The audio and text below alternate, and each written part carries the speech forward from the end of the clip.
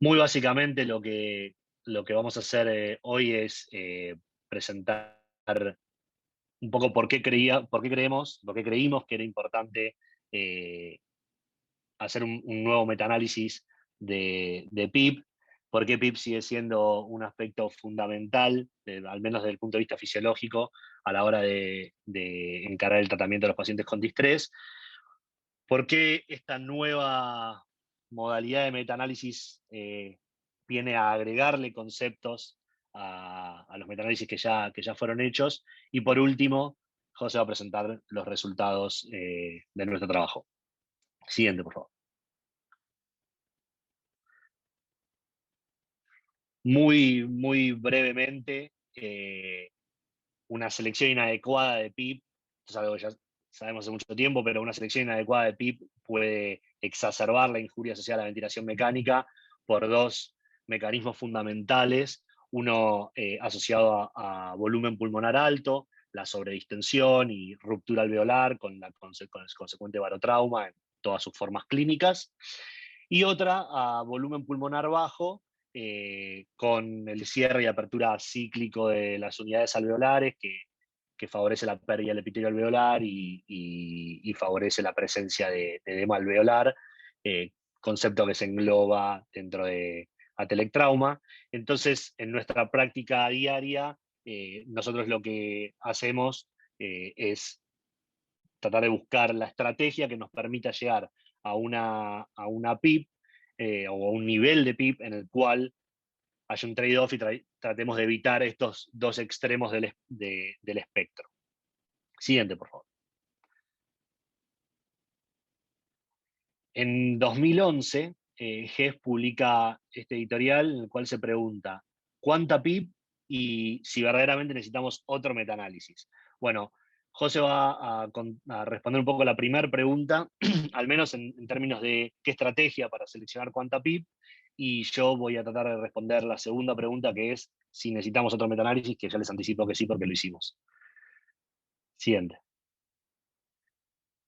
Estos son algunos de los trials que incluimos en el metaanálisis. En el mundo, la estrategia más utilizada es una estrategia basada en oxigenación, la tabla de PIB FIO de ARDSNet, que otorga un nivel relativamente bajo de PIB, y en los últimos 20 años se han desarrollado múltiples trials tratando de encontrar alguna estrategia para seleccionar niveles más altos de PIB.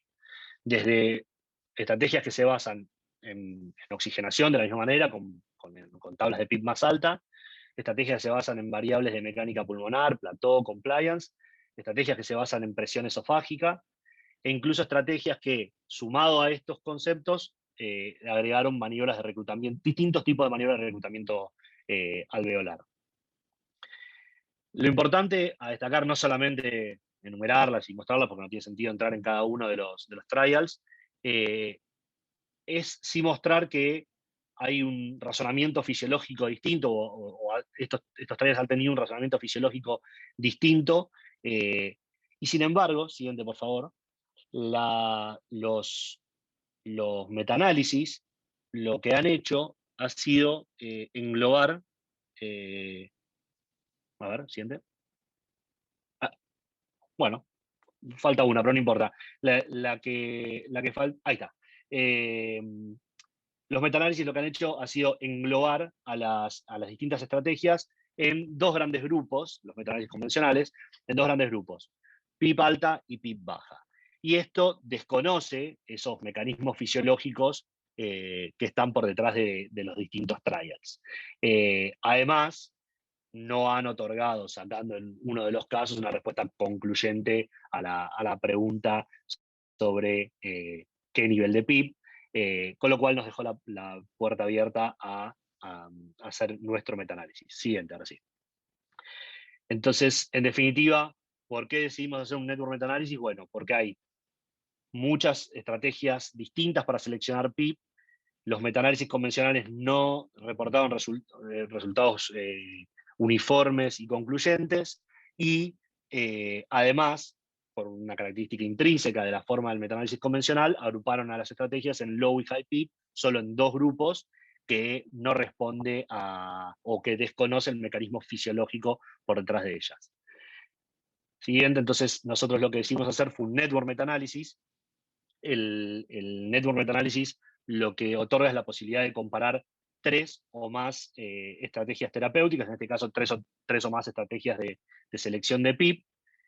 Y aparte, cuando hay 3 o más estrategias, lo que permite el network metaanálisis es utilizar las comparaciones directas entre dos estrategias para informar una comparación indirecta cuando dos estrategias no hayan sido comparadas en un trial. Entonces, para explicar este concepto, que me parece que es el concepto madre del network metaanálisis, y después podemos hablar de otras cosas, quería utilizar esta frase de Mbappé que dice: Argentina y Brasil no juegan partidos de mucho nivel para llegar a la Copa del Mundo, y básicamente lo que quiere decirnos, yo porque hablo francés les cuento lo que dice Mbappé, y lo que dice es: nosotros somos mejores que Argentina. Entonces, siguiente, usando este caso, él dice: nosotros somos mejores que Argentina, pero yo lo que digo es, la verdad que en los últimos 4 años Argentina y Francia no jugaron entre sí, con lo cual no tenemos una comparación directa. Lo que sí tenemos, siguiente, es un partido entre Argentina e Italia que se jugó recientemente y al menos un partido entre Italia y Francia. Es decir, que tenemos dos comparaciones directas, el partido entre Argentina e Italia y el partido entre Italia y Francia, que pueden informar la comparación indirecta, que es ese partido que nunca se jugó entre Argentina y Francia. Siguiente. Si hubieran más partidos, es la información de las comparaciones directas, es decir, supongamos que hubieran más de un trial comparando dos estrategias, la información que vendría de esa comparación directa sería mucho más robusta a la hora de informar la comparación indirecta. Por último, un concepto final de network metaanálisis, y que quizás va a favor de nuestro amigo Mbappé, es que los trials que se utilizan como comparación directa, para informar la comparación indirecta, tienen que ser similares. Entonces, Mbappé podría decir: bueno, nosotros jugamos contra la mejor Italia, que tenía todo su equipo titular y que se había preparado para jugar ese torneo, y Argentina jugó contra una Italia que estaba llena de suplentes, con 3 jugadores que se iban a retirar y a sacarse fotos con Messi. Entonces, no me comparen esos partidos. Bueno, ese concepto también hay que tenerlo en cuenta a la hora de hacer el network metaanálisis y de informar la comparación directa. José, si querés, ahora, con esta base, contales sobre nuestro metaanálisis. Bueno, gracias, y gracias también por invitarnos, como dijo Manu antes. Bueno, entonces esa es la idea por la cual hicimos este estudio, básicamente. ¿Y qué hicimos nosotros, en realidad? Hicimos primero una revisión sistemática de estudios controlados randomizados que comparen estrategias de selección de PIP en pacientes con distrés. Todo esto partiendo de la base de que todos estos estudios tenían que, la estrategia de ventilación tenía que ser de un BT de al menos de 6 mililitros kilo, como es el estándar, por razones obvias de que esta estrategia definitivamente sirve para bajar la mortalidad, que probablemente sea algo parte de la discusión más adelante. Y una vez que hicimos revisión sistemática y recolectamos todos los estudios, nuestra idea era hacer un network metaanálisis, como dijo Manu, usando una estrategia bayesiana, de la cual creo que no suma demasiado de discutir qué hicimos, pero el detalle es que usamos priors, que es básicamente la información previa que se le puede agregar al modelo estadístico para agregar o no más información, mínimamente informativo, lo cual representa nuestra poca certeza al respecto de cuál podía ser el resultado del estudio. En pocas palabras, si información previa sugiere que el efecto puede ser positivo, uno puede agregar esta información previa a los datos que uno recolecta en esta revisión sistemática, y eso va a informar y va a aumentar un poco la certeza y la precisión en realidad de los resultados. Pero como en este caso nosotros consideramos que no era el caso, que no había suficiente información previa para justificar ser optimista o mismo ser pesimista o escéptico al respecto de los resultados, usamos estos priors mínimamente informativos. Otra mínima ventaja de usar un enfoque bayesiano es que la interpretación de los resultados se puede hacer en un contexto probabilístico, básicamente. O sea, nosotros con estos resultados podemos decir cuál es la probabilidad de que el efecto esté dentro de un rango determinado. Y el enfoque frecuentista no permite tener esta interpretación probabilística, entonces es menos preciso, o no es preciso en realidad, para determinar esta probabilidad que tienen la probabilidad de que un resultado haya ocurrido. En cambio, con el enfoque frecuentista uno dice, bueno, el resultado puede estar acá y esto es todo lo que sé, básicamente. El enfoque bayesiano permite un poco más manejar esta incertidumbre o entender esta incertidumbre, agarrarla, hacerla una, y es probablemente una forma más clínica de pensar los resultados que un enfoque frecuentista de todo o nada, que sería más o menos como funciona en realidad la matemática de eso. Y después, como es estándar en los metaanálisis y en los network metaanálisis, la certeza sobre los resultados se evalúa usando una metodología que se llama GRADE, que básicamente evalúa ciertos dominios, que puede ser el riesgo de que exista sesgo, como nos imaginamos en todos los metaanálisis normales, y además agrega otras cosas como lo que mencionó Manu acerca de la inconsistencia o la heterogeneidad de los estudios, que puede jugar un rol en network metaanálisis porque mezclamos bastantes estudios distintos, que también juega un rol en metaanálisis convencionales, pero acá es quizás un poco más prevalente que exista esta heterogeneidad, ¿no es cierto? ¿Cómo definimos estos grupos a comparar? Bueno, como dijo Manu, hay muchísimas estrategias para seleccionar PIB. Nosotros, la idea del network analysis es agruparlas. ¿Por qué agruparlas? Porque así le sacás un poco de granularidad, pero le aumentas un poco de precisión. Metes más estudios dentro de un mismo grupo, y si esos estudios uno considera que tienen un racional de estar juntos, eso es bueno. Si estuviéramos comparando drogas, es la misma comparación que decir, bueno, comparar ARA2 contra IECA contra betabloqueantes en vez de comparar atenolol, bisoprolol, etcétera, contra enalapril, captopril, lo que sea. Esa sería una idea.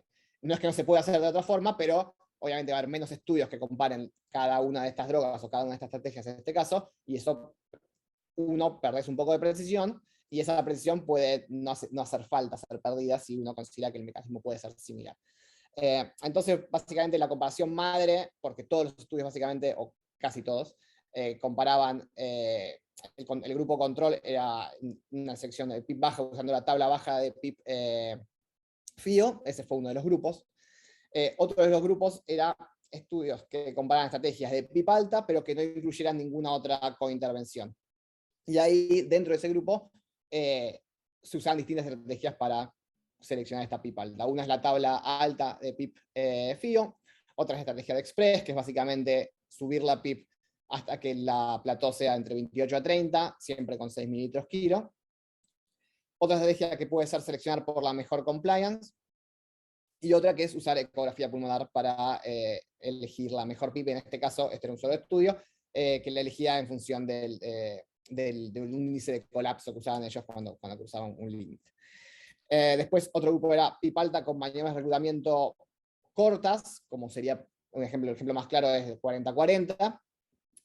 Otro grupo era PIB alta con maniobras de reclutamiento larga. La diferencia acá es que creíamos que existe suficiente información previa para pensar que los efectos fisiológicos, y particularmente no solo respiratorios, sino hemodinámicos, son distintos entre una maniobra de reclutamiento larga y una maniobra de reclutamiento corta, y por eso hicimos esta disquisición. La separación fue si duraba más de un minuto o menos de un minuto. Y después una estrategia de presión esofágica, o en realidad de presión positiva al final de la transpulmonar positiva al final de la expiración, la cual la separamos del resto porque el mecanismo es un poco más específico de evitar el colapso medido por presión, digamos, ¿no? Y por eso la separamos. Y así quedaron los 5 grupos a comparar, básicamente.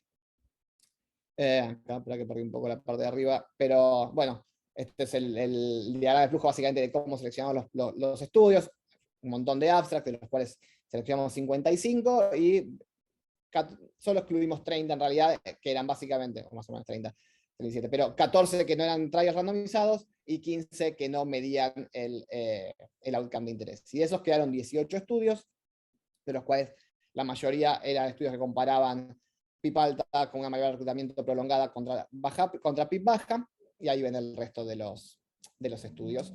La mayoría de los grupos control, la mayoría de los estudios del grupo control fue PIP baja, salvo en uno de los estudios de presión esofágica, que es el EPIVENT 2, que comparó presión esofágica versus PIP alta.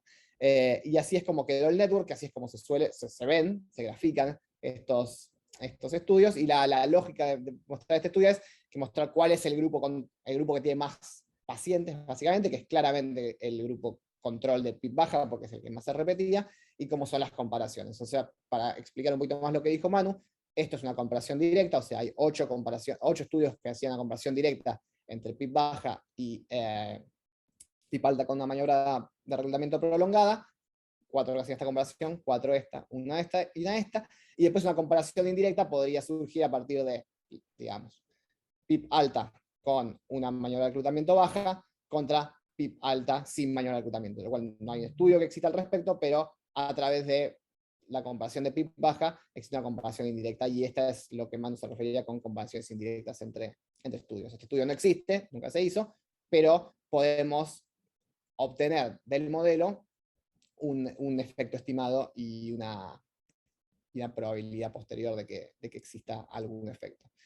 Estos son los resultados del estudio. Entonces, volviendo a todas las comparaciones que hicimos, acá están básicamente todas estas comparaciones.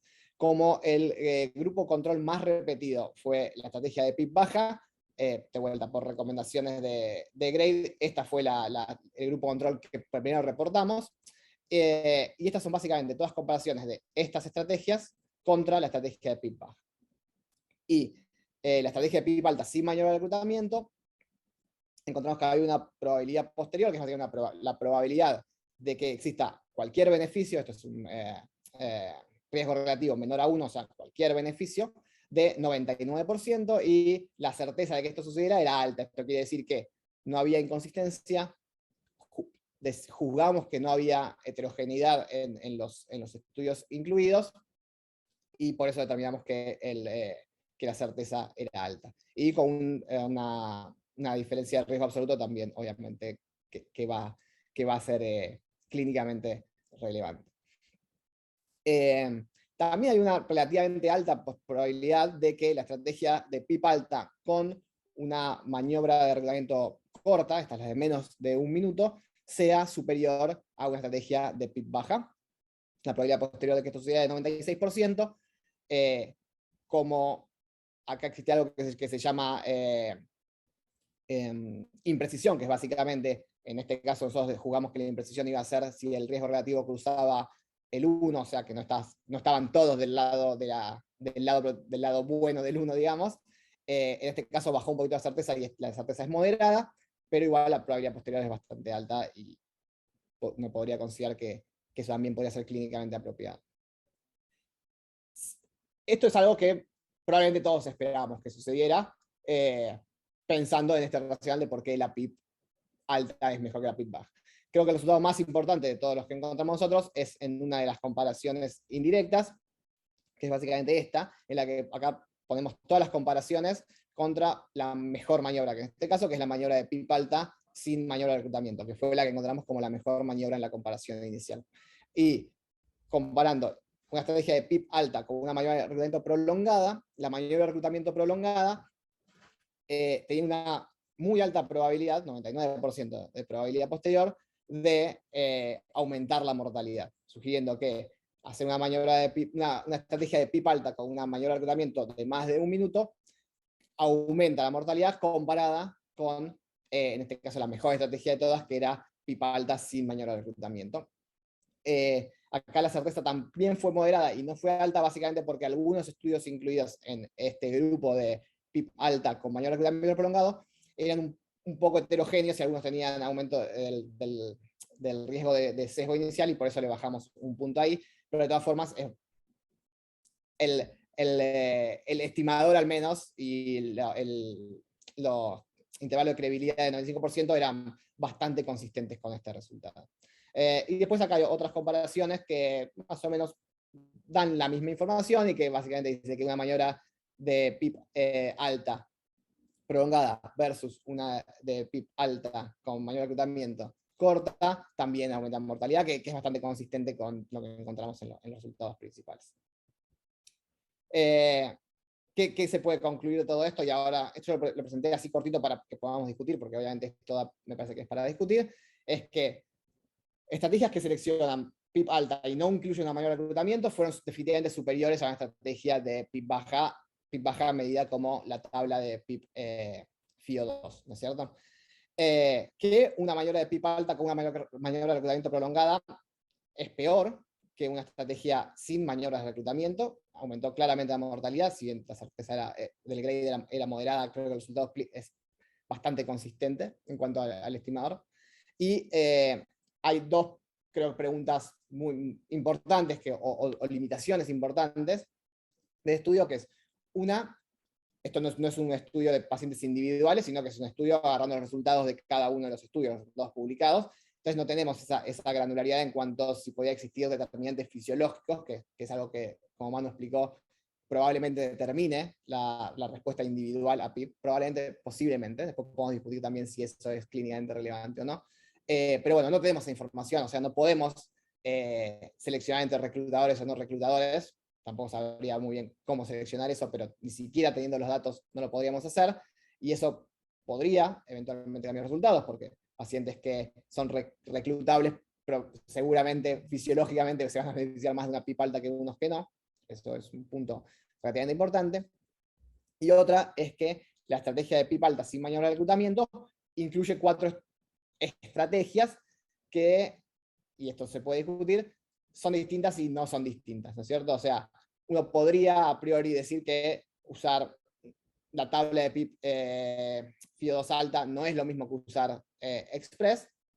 Yo creo que sí, fisiológicamente, pero la dejé última para ver si alguno quería discutir al respecto y meternos un poco más en los aspectos fisiológicos fuera de los resultados, que me parece que son relativamente simples, o sea, no tiene demasiada vuelta como para interpretarlos. Así que eso es todo y... Che, me parece espectacular la lógica de pensamiento de realizar todo esto, este estudio. Poné un poquito la presentación donde ponés los círculos con la comparación directa e indirecta, que me quería sacar una duda acá, donde vos ponés, lo que hicieron fue agrupar todos los casos de PIB baja de todos los estudios, se lo pusieron acá, serían los 2300 y van comparando, lo utilizan como grupo control. El problema es que cuando vos ponés acá, ¿cómo definieron PIB baja? ¿Por la tabla PIB FIO baja nomás? Correcto, cualquier estudio que el grupo control fue usar la tabla de PIB FIO2 baja. Sí. ¿Y vos creés que en ese grupo puede haber pacientes? Porque la PIB FIO por ahí no es lo más fisiológico. ¿Vos creés que puede haber pacientes que, digamos, que por ahí podrían haber tenido una PIB más alta de lo habitual? O por lo menos también saber cuando ponen PIB baja, si tenés alguna media o algo para tener una idea. O sea, vos me estás preguntando qué PIB tenían esos pacientes. Uno para saber qué PIB tenían y otro si te parece, como arrancan todo esto charlando sobre cuál sería, digamos, la lógica fisiológica de este estudio, si crees que utilizar la tabla PIB-FIO sería la mejor desde el punto de vista fisiológico. Bueno, la segunda pregunta, no lo sé, pero eso de todas formas es irrelevante para el resultado del estudio, porque es el grupo que se usó para el control. Entonces vos acá estás comparando eso versus otra cosa. Si después vos no te parece que hay otra estrategia que no se haya evaluado en este estudio que exista, no sé cuál sería porque no lo conozco, pero si existiera, bueno, sí, claramente estos resultados no son extrapolables a esa estrategia. Pero si vos tenés y en tu armamento terapéutico estás comparando la tabla baja contra cualquiera de las otras que se incluyeron acá, bueno, ahí sí serían consistentes. El promedio de PIB era en el grupo, el grupo control era 8. 8. No me acuerdo el de bioestándar, pero asumo más o menos, ahora lo puedo buscar. Pero 8. No, más o menos 8. Y alto. Bueno, y un detalle que no es menor. Era 8, y en este grupo de PIB alta sin mayor reclutamiento era 11. Que por ahí vos decís, no es tanta diferencia, ¿no es cierto? No, te iba a decir, por lo menos pensaba que era 14 PIB alta. No. No. Porque un detalle es que de este grupo, que es como debería ser utilizada. Este grupo incluía bastantes estrategias distintas, ¿no es cierto? Pero incluía la tabla de pip FIO2 alta, que si vos mirás la tabla directamente, decís, elige pips extremadamente altas, ¿no es cierto? Creo que es tipo, para FIO de 100% es 24, me parece. Pero el detalle es que la tabla en sí, o sea, la estrategia en sí, te dice que nunca tenés que superar una plató de 30. Entonces, nunca, o rara vez, alguien que tenga 100 de FIO va a tener 24 de PIP, porque es probable que ya tenga más de 30 de plató, ¿no es cierto? Perfecto. O si, bueno, si no lo es, no tiene distrés probablemente, porque no creo que nadie con 24 de PIP tenga menos de 30 de plató si tiene bajo. Okay. Claro. Entonces por eso te tira para abajo. Y es, después alguna otra pregunta, y es un poco creo que el problema básico que yo tengo con PIP. Manu empezó diciendo que, y esto es medio, por ahí hereje de mi parte, Manu empezó diciendo que la PIP cumplía un rol fisiológico súper importante. Yo no estoy tan seguro que sea así, o por lo menos no estoy tan seguro que haya que ser extremadamente preciso para eso. Yo creía antes, y creo más ahora por los resultados de este estudio, si algo a mí me dejó este estudio, es decir, ¿cuál es la conclusión que yo saco clínica de este estudio? Elegí la PIP más alta que evite la sobredistensión. Sí, totalmente. ¿No es cierto? De vuelta, priorizando que la sobredistensión es claramente lo peor. Y el resto, bueno, viene, yo qué sé. ¿Sí? Eso, o sea, es una opinión mía, es discutible probablemente, pero yo lo veo así. Yo no creo que exista evidencia suficiente para pensar que los ciclos de apertura y colapso pulmonar sean extremadamente malos y aumenten la mortalidad. No creo que haya suficientes datos para justificar eso, y si hay muchos datos para justificar que la sobredistensión que hay una Driving Pressure de más de 15 es definitivamente mala. Bien. Igual pero si alguien supone que eso, todos estos pacientes tenían un DP menos a 15, o eso no lo evaluaban. Y no lo sabemos. Claro, porque como son, era 6 mililitros kilo, por ahí 6 mililitros kilo en 14 pips sí te genera un delta P alto. Si tenían plató de menos de 30, probablemente, bueno, no todos, obviamente la mayoría tenían plató de menos de 30 porque todas las estrategias incluyen tener menos de 30 de plató. Todas las estrategias de PIP alta que incluyen tener menos de 30 de plató, porque ese es el estándar, digamos, ¿no? ¿No es cierto? Pero la Driving Pressure no es un estándar no era un estándar cuando se hicieron ninguno de estos estudios. Así que sí, esa es mi opinión personal, y si algo este estudio para mí como que refuerza ese concepto que tenía yo antes. Creo que puede ayudar, básicamente puede ayudar para mejorar la oxigenación, porque si vos querés disminuir el riesgo de injuria de Billy, poné Driving Pressure menor a 15. Sí, y medio que te aseguras que tenés Billy baja. Creo. Sí, creo que hoy en día, digamos, a mí me pasa que si empezás a mirar el promedio de PIP alta o que están ventilados pacientes, si vas a tener muchos entre 12 y 14 que va a ser el promedio, pero me parece que eso es mandatorio. Sumado a eso, el bajo volumen tidal. Yo estoy totalmente de acuerdo con eso. Y la última cosa, poneme No, que en realidad igual no, depende del promedio que te fijes, porque si lees, o sea, si LungSafe, que es probablemente el estudio epidemiológico más grande de todos, que dice cómo ventilamos a los pacientes, el promedio de PIP es en distrés moderado es 6 a 8, y en distrés severo es 10-12, o sea, en general en el mundo claramente no se usa la tabla alta, ni se usa Express, ni se usa estrategia de PIP muy alta. No, obviamente que creo que si lo comparas con el hospital italiano, un centro de recontra referencia donde todo el mundo sabe muchísimo de ventilación mecánica, bueno, salís un poco de ese estándar, pero mejor dicho, el estándar no es el estándar no de tratar de cuidado, sino el estándar de promedio no es el hospital italiano. En el mundo, ¿no? Che, y después ponete el gráfico donde mostrarle la mortalidad con el gráfico donde pasa ese. Perfecto. Viste, acá se nota bárbaro cuando vos ponés que, digamos, la alta PIP con baja maniobra de reclutamiento está todo el lado izquierdo, así que sería todo beneficioso. Ahora, ¿por qué crees que una maniobra digamos, larga, prolongada de reclutamiento tiene tanto impacto que casi es lo opuesto? Y más de un minuto. Eso es lo opuesto, aumenta la mortalidad. Claro, o sea, claro, que si uno es totalmente beneficioso y el otro aumenta mortalidad, pero yo digo ahí a vos te parece que es, desde el punto de vista fisiológico, ¿es lógico que aumente la mortalidad a un impacto tan grande? ¿O por ahí son pacientes que estaban graves y lo hacían de manera de reclutamiento? Porque nosotros, por ejemplo, manera de reclutamiento casi que no hacemos, y si se hace, bueno, lo utilizás en el paciente está muy hipoxémico e intentar utilizarlo como maniobra de rescate, aunque sabemos que no tiene ningún beneficio.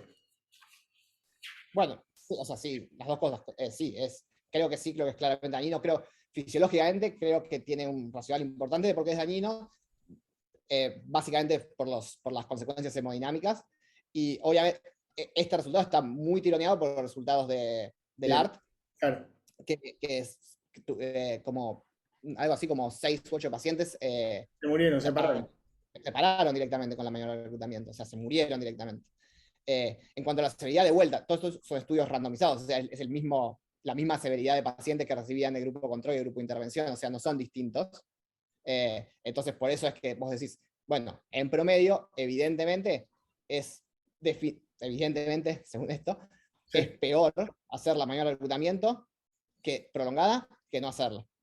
Y me parece que si pensás en las consecuencias, ¿por qué puede ser eso? Y bueno, creo que las consecuencias hemodinámicas son importantes, y creo también que las consecuencias de Billy también son importantes. Son pacientes que tienen platos muy, muy elevadas, si la Rabin Pello es baja, y acá podemos discutir si esto cuál es el problema, pero probablemente si tenés plató de menos de 30, la Rabin Pello es lo más importante. Ahora, si tenés plató de 40, no importa que Rabin Pello tengas, probablemente sobredistendente bastante. Y estos son, las mayores reclutamientos creo que duraba como 40 minutos hasta que la modificaron en la mitad de bajaron a 24 en ART. Estoy diciendo en ART. Eso sí.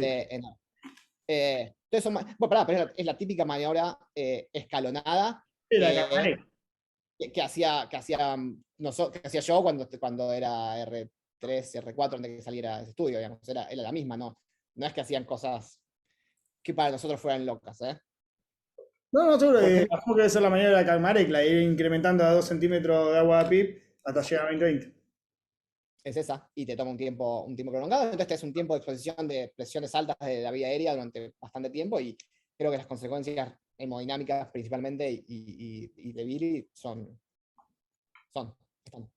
Y sí, creo que eso justifica por qué creo yo que no hay que hacerlo. José y Manu, como cosa práctica, desde los 90 para acá, y cuando Amato describe y fuerza a hacer la maniobra de reclutamiento, digamos, ¿no? Es decir, es él el que promueve este tipo de cosas. Después él vira y comienza a trabajar en impedancia y tomografía, como para perfeccionar y evitar el daño, ¿se entiende? Entonces, la pregunta que yo les quiero hacer a ustedes son 2 o 3. La primera es, tal cual como dice José, mira, yo no voy a hacer más la maniobra de reclutamiento, si es que no te entendí mal, José, Sí. de ningún tipo, ¿no? Si yo, José Dianti, no hago más la maniobra de reclutamiento, no sé, Manu, no la hago más, ni chiquita ni corta, no la quiero hacer más, por lo menos lo que te entendí recién. La segunda cosa es, bueno, pero ¿qué hago cuando un tipo está hipoxémico, y sabemos que la maniobra de reclutamiento lo saca de la hipoxemia, después lo mata, pero lo saca de la hipoxemia, ¿no? Entonces, que ahí vamos directamente a decúbito prono como una alternativa y se acabó la maniobra de reclutamiento, o siguiendo a Mato empezamos a meter más tecnología y nos metemos a la impedancia y tomografía. ¿Qué les parece? ¿Qué responder vos, Manu? Que yo hablé mucho por ahí. Sí, creo que en principio estoy de acuerdo con vos. No haría una maniobra de reclutamiento por todo lo que ya explicó José. Y creo varias cosas. La primera es que las otras estrategias que vos mencionaste, como por ejemplo utilizar Prono, no son alternativas excluyentes, es decir, que en definitiva, sin duda, utilizaría Prono si el paciente está lo suficientemente hipoxémico, y por sobre eso seguís teniendo la disyuntiva de, bueno, ¿cómo elijo PIB y qué nivel de PIB elijo? Sobre todo cuando sabemos que cuando pronamos al paciente el nivel de PIB necesario puede cambiar. Así que mi respuesta a eso es que también que sí, y que pensaría las dos cosas al mismo tiempo. Luego, respecto de la utilización de tomografía por impedancia eléctrica o cualquier otra forma de tratar de aumentar la precisión desde el punto de vista fisiológico a la hora de elegir nuestra estrategia de ventilación. Creo que puede ayudar, creo que ayuda en aspectos, sobre todo ayuda mucho, y esto es algo que Eduardo vos has mencionado, lo recuerdo, sobre todo cuando hablábamos de monitoreo hemodinámico, ayuda mucho al grupo tratante a tratar de entender qué es lo que estamos haciendo y por qué lo hacemos. Luego, qué impacto tiene en 100 o 1000 pacientes con distrés que se traten en la terapia intensiva del hospital italiano, no lo sé, creo que nadie lo sabe todavía, pero no pienso que sea menor cómo ayuda a que nosotros entendamos la patología y entendamos a los pacientes. Ahora, si por usar tomografía por impedancia eléctrica o algún otro método de monitoreo, creo que voy a mejorar la mortalidad del grupo de pacientes con distrés que trate, creo que no tengo la evidencia todavía como para decirlo. De todas formas, no lo descarto. Y creo que esa parte de la pregunta también hace foco sobre algo que nosotros discutimos muy frecuentemente, que es la disyuntiva entre la epidemiología y la fisiología a la hora de tratar a un paciente. José tiene una frase bastante linda que la va a usar de bio en su Twitter, después les puede contar, y que básicamente tiene que ver con esto. Acá lo que les está mostrando José es las respuestas de la epidemiología. Ahora después, si queremos discutir variables fisiológicas, es otra charla y con otros trabajos y con otra granularidad probablemente en los resultados. Eso es lo que creo yo. En definitiva, a la hora de la práctica clínica, por regla general mía, no diría que yo no tenía una idea formada tan firme como José, pero sí hoy creo que no utilizaría maniobra de reclutamiento. Sí creo que estos resultados me ayudaron a por ahí estar más tranquilo a la hora de decidir qué estrategia utilizar. Y también creo que hay algunos pacientes en los cuales se nos generan dudas y decimos, che, no me termina de convencer el nivel de PIB que estoy utilizando, probablemente no le cambie la mortalidad, pero me ayuda a entender más al paciente, ¿por qué no buscamos otra alternativa? Y la verdad es que, de hecho, para serles sinceros, en la Universidad de Toronto, o al menos en los tres hospitales en los que trabajamos nosotros, por lejos, pero por lejos, la estrategia que más se utiliza es la de la tabla de ARDS-NET. Y eventualmente, alguna tarde ponemos un balón esofágico y discutimos en algún paciente en particular, con lo cual hay un espectro de cosas que utilizamos. Pero bueno, eso es lo que creo respecto de qué estrategia utilizar y si vale la pena usar otros métodos de monitoreo para seleccionar PIB y si vale la pena, que sí, definitivamente sí, utilizar otras estrategias adyuvantes a la hora de tratar al paciente con distrés moderado severo. No sé, José, vos si querés agregar algo.